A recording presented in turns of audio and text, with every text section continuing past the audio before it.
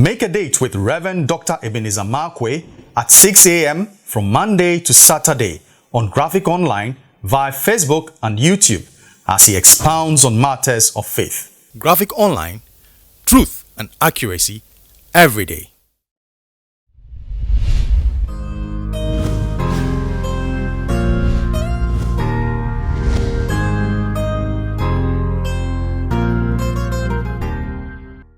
My name is Reverend Dr. Ebenezer Markwei of Living Streams International, bringing you matters of faith on Graphic Online. I've been looking at the issue of forgiveness, and Jesus made a statement and that statement, I must admit, rocked me a little bit. Luke 23:34. Here is Jesus on the cross. Now, a kangaroo court had tried him.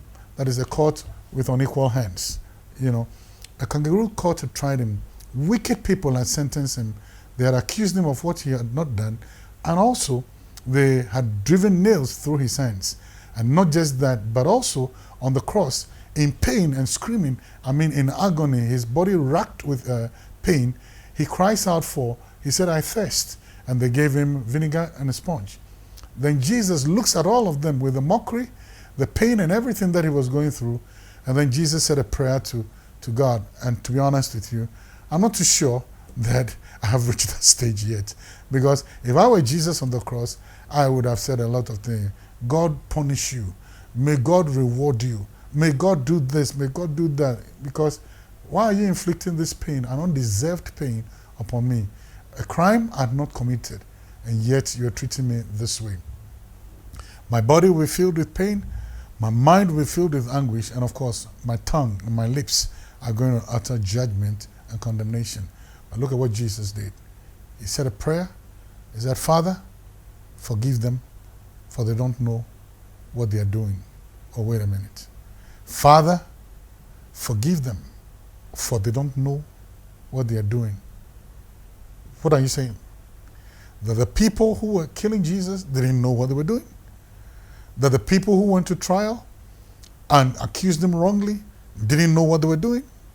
Are you trying to tell me that they were not aware of what they were doing right?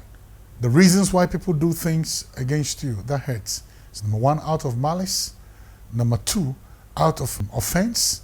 And number three, out of wickedness, spiritual wickedness. And then number four, out of ignorance. And the Bible says, Jesus said, the high priest, those who did it, they did it out of malice and wicked, determined, conscientious effort. Pontius Pilate and Herod knew he was not guilty. So they did it for the sake of preserving, for the sake of profit for them. And the people who were nailing him, there was malice there.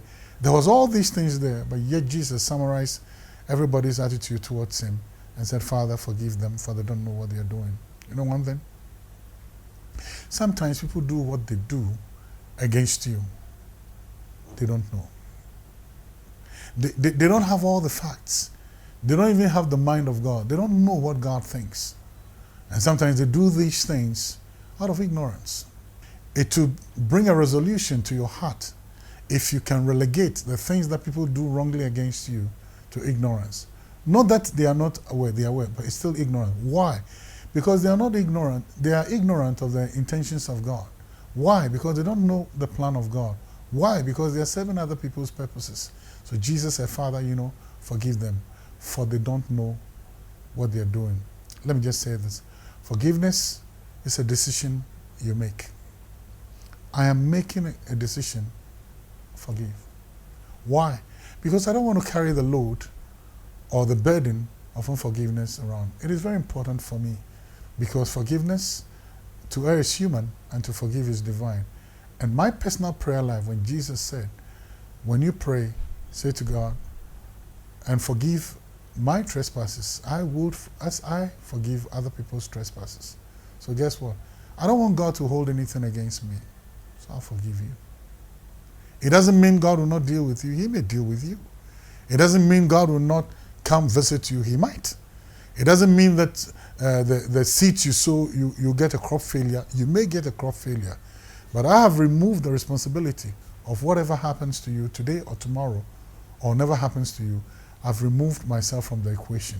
I'm no longer a factor because I'm dusted and done. I closed the chapter and I moved on. So it is in your interest.